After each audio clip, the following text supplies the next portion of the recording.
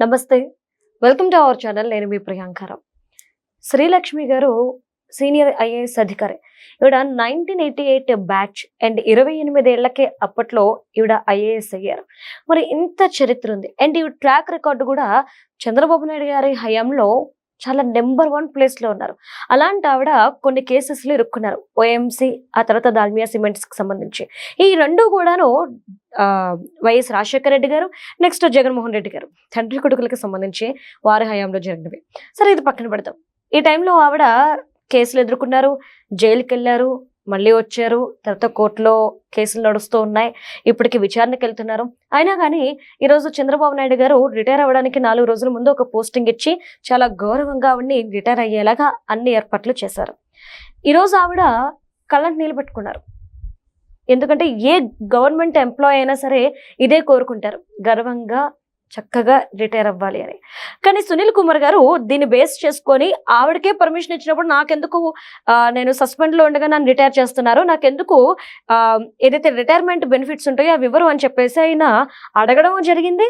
తెలిసిన వాళ్ళతో పోస్టులు పెట్టించుకోవడము జరిగింది. సరే, ఇక్కడ చిన్న లాజిక్ని మనం చూసుకోవాలి. ఏంటి అంటే, మరి శ్రీలక్ష్మి గారికి నెక్స్ట్ వచ్చేసి ఈయన పివి సునీల్కి ఉన్న డిఫరెన్స్, ఈ కేసెస్కి డిఫరెన్స్ ఏంటి అంటే, శ్రీలక్ష్మి గారు పోస్టింగ్ అనేది హోల్డ్లో ఉంది. ఎందుకంటే గతంలో చేశారు, 2 సంవత్సరాలు హోల్డ్లో పెట్టి ఇప్పుడు పోస్టింగ్ ఇచ్చారు కాబట్టి టెక్నికల్గా ఆవిడకి బెనిఫిట్స్ అనేవి దొరుకుతాయి. నెక్స్ట్ వచ్చేసి పివి సునీల్ కుమార్ గారు సస్పెన్షన్లో ఉన్నారు. సో సస్పెన్షన్లో ఉన్నారు అంటే ఇది దేని కిందకు వస్తుంది అంటే పనిష్మెంట్ కిందకు వస్తుంది.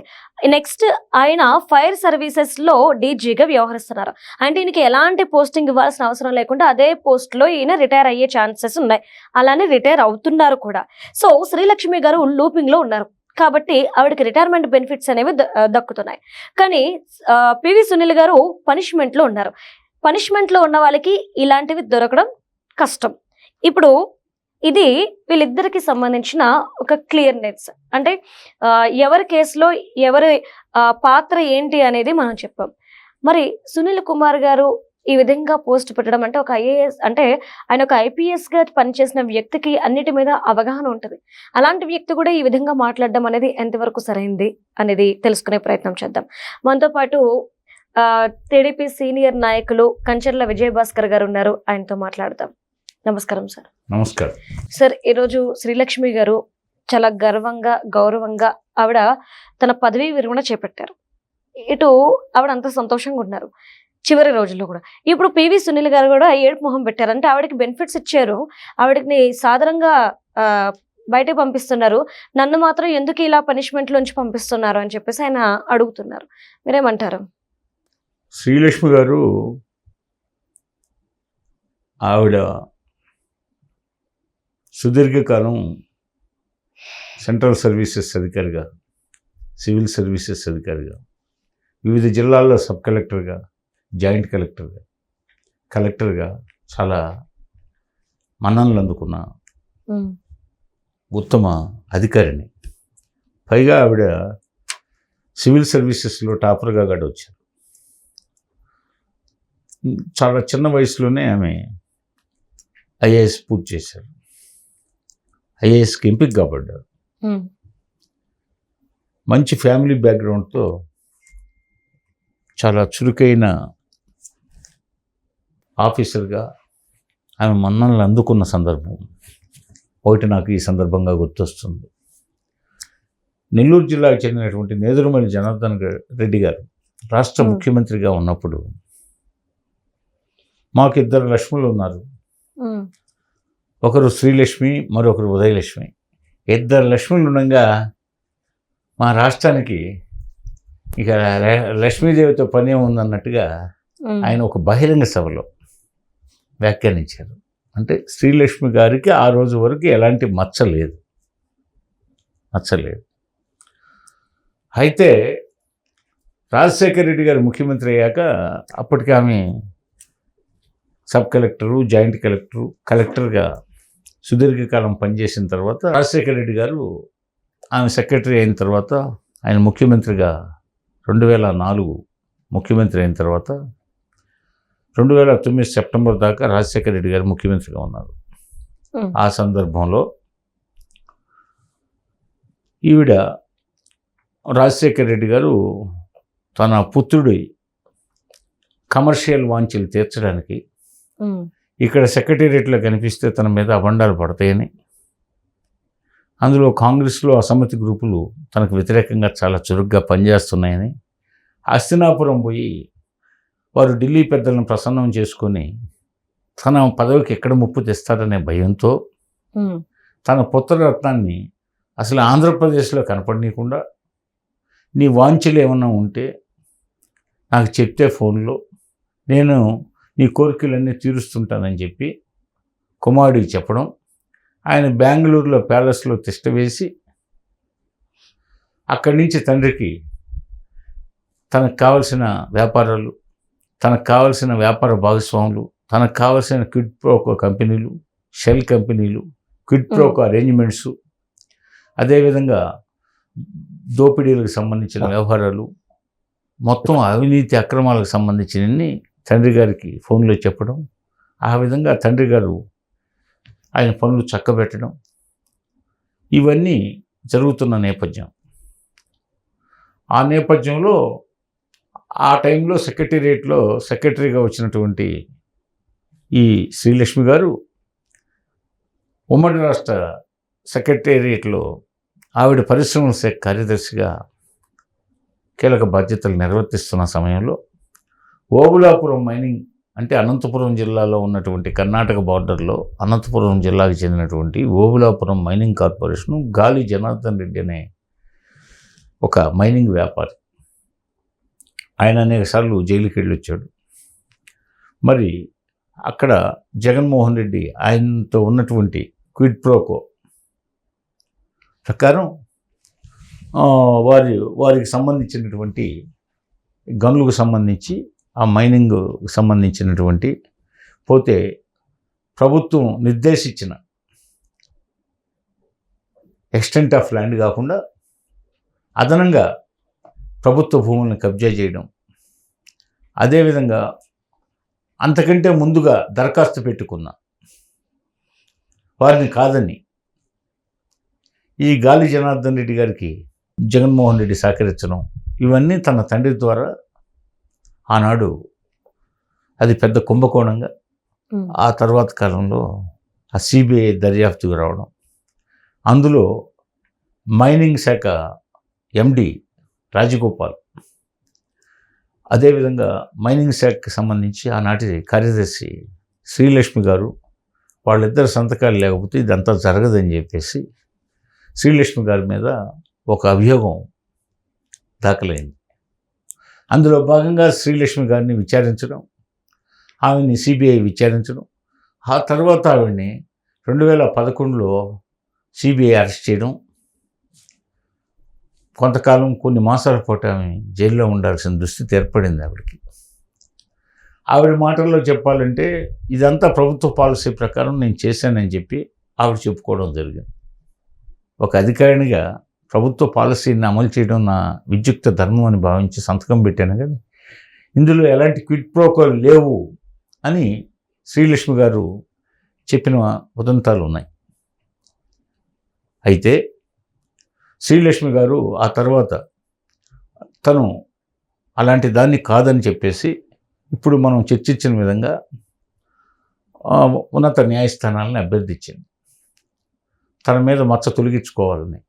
అయితే తెలంగాణ హైకోర్టు, అంటే అప్పుడు యునైటెడ్ స్టేట్, అప్పుడు ఆమె విషయంలో కొంత ఉపశాంతి కల్పిస్తే సిబిఐ సుప్రీంకోర్టుని ఆశ్రయించడం, సుప్రీంకోర్టు వెంటనే తిరిగి ఇది పునర్విచారణ చేయమని హైకోర్టుని మళ్ళీ డైరెక్ట్ చేయడం, తర్వాత ఆమె హైకోర్టులో ఆమెని లేదు దీనికి సంబంధించి ఇంకా గట్టిగా విచారించాల్సి ఉందని చెప్పేసి హైకోర్టు పేర్కోవడం, ఆ తర్వాత సుప్రీంకోర్టులో డిశ్చార్జ్ పిటిషన్ దాఖలు చేస్తే ఆ పిటిషన్ కూడా సుప్రీంకోర్టు కొట్టేయడం, ఇవన్నీ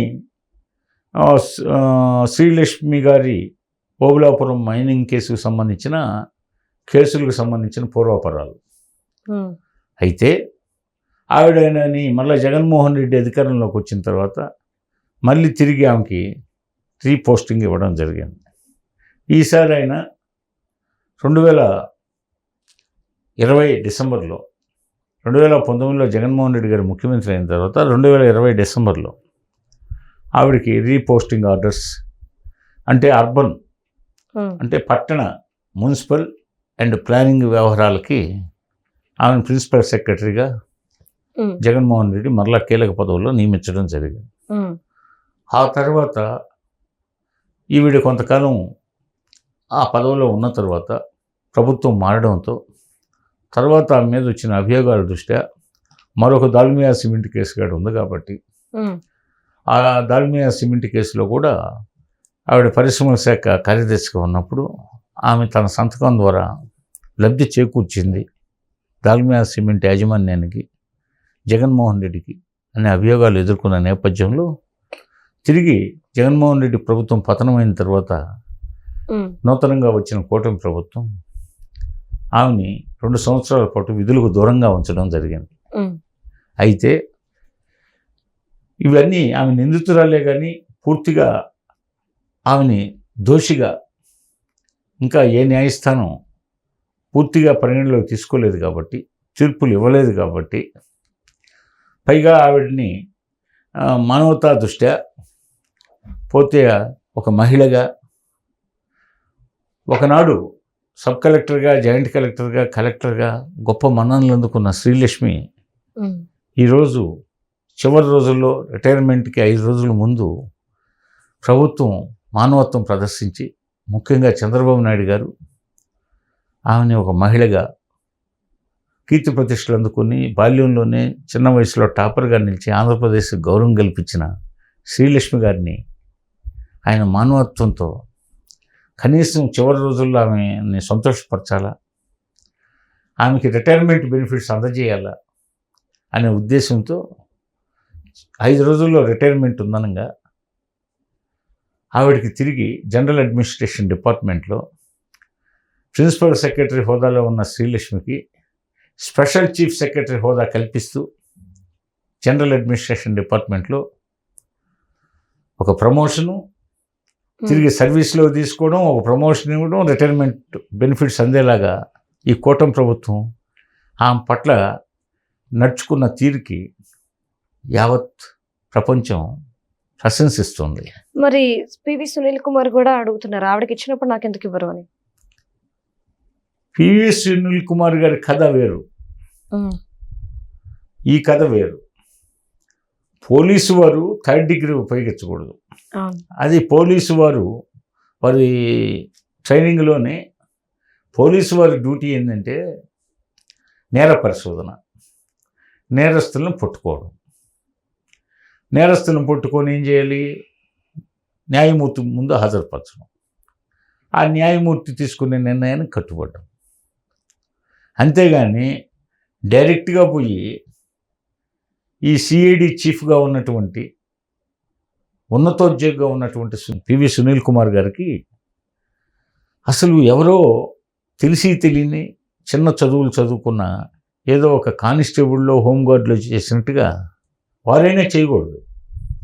ఒకవేళ వారు చదువు సంఖ్యలు తక్కువ, అవగాహన తక్కువ, ఏదో పొరపాటు గ్రహపాటు చేశారనుకుందాం, ఏదో కానిస్టేబుల్స్, ఈ చిన్న చిన్న హోంగార్డ్స్.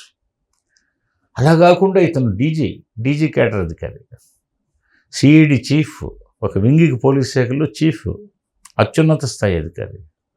ఆ అధికారి పర్యవేక్షణలో జగన్మోహన్ రెడ్డిని సంతోషపరచడానికి, ఆయన కళ్ళల్లో ఆనందాన్ని చూడడానికి,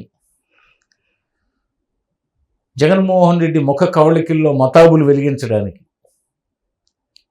ఈయన సునీల్ కుమార్ గారు తీసుకున్న నిర్ణయాన్ని లోకమంతా గర్హిస్తుంది, లోకమంతా ఖండిస్తుంది.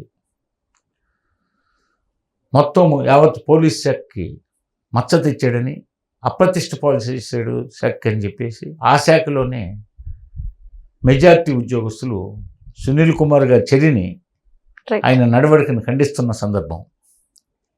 అయితే ఆయన ఇప్పుడు సస్పెన్షన్లో ఉన్నాడు. ఏ విషయంలో?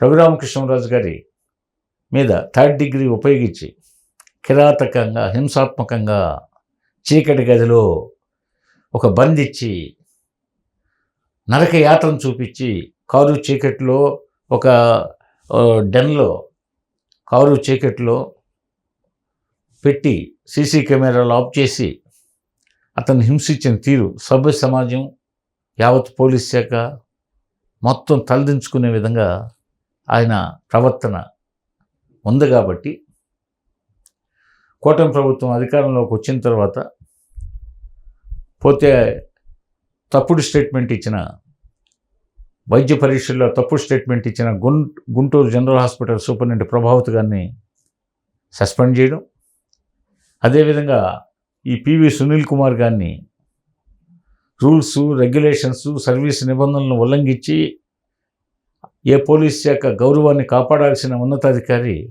పోలీస్ శాఖ గౌరవానికి మచ్చ తెచ్చాడని, అదేవిధంగా సగటు పౌరుడుగా పైగా ఎంపీగా ఉన్న వ్యక్తిని భారత పార్లమెంటు అత్యున్నత సభకి పార్లమెంటు సభ్యుడిగా జగన్మోహన్ రెడ్డి సొంత పార్టీలో గెలిచి ఎంపీ అయినటువంటి ఆ రఘురామకృష్ణరాజుని స్వీయ పార్టీకి చెందిన ఆ పార్టీ అధినేత జగన్మోహన్ రెడ్డి ఆదేశాలతో కిరాతకంగా టార్చర్ చేసిన దానికి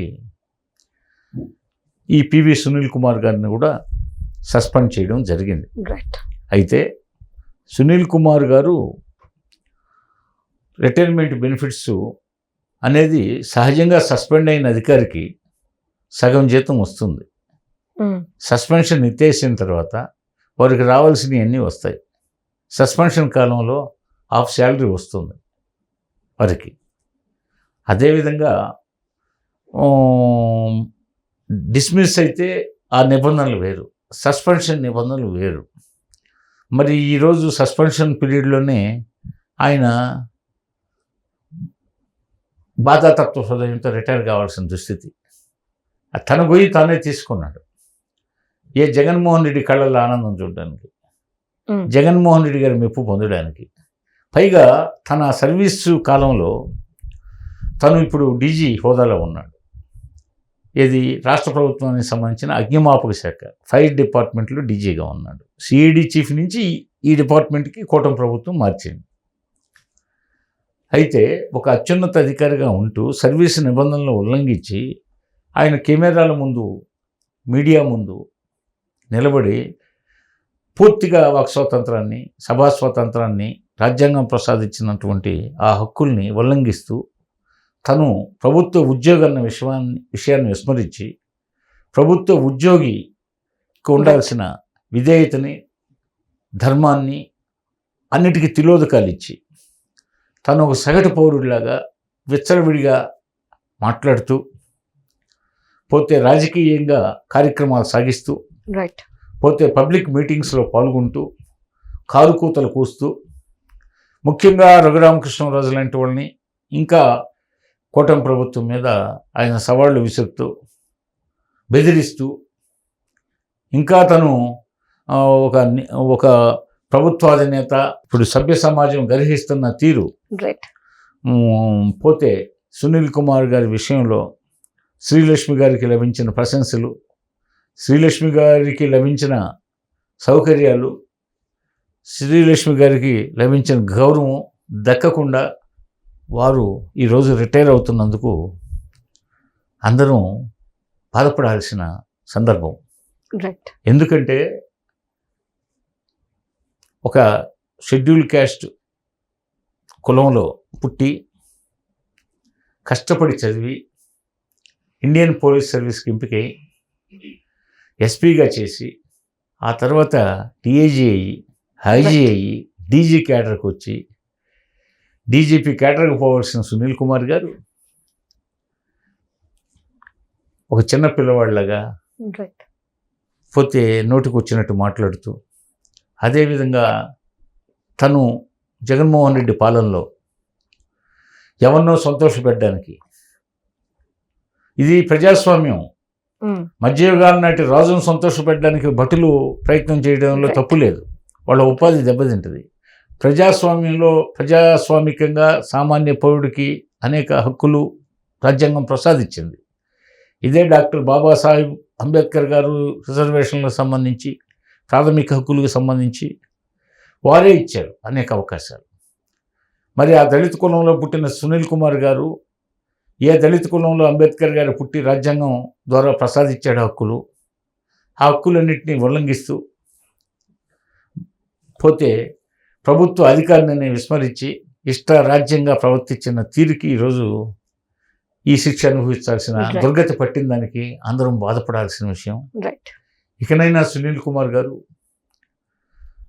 జ్ఞానోదయం పొందాలని, భవిష్యత్తులో జీవిత చర్మాంకంలో రిటైర్మెంట్ తర్వాత ప్రశాంత హృదయంతో జీవించాలని నేను కోరుకుంటున్నాను. Right. Thank you so much sir.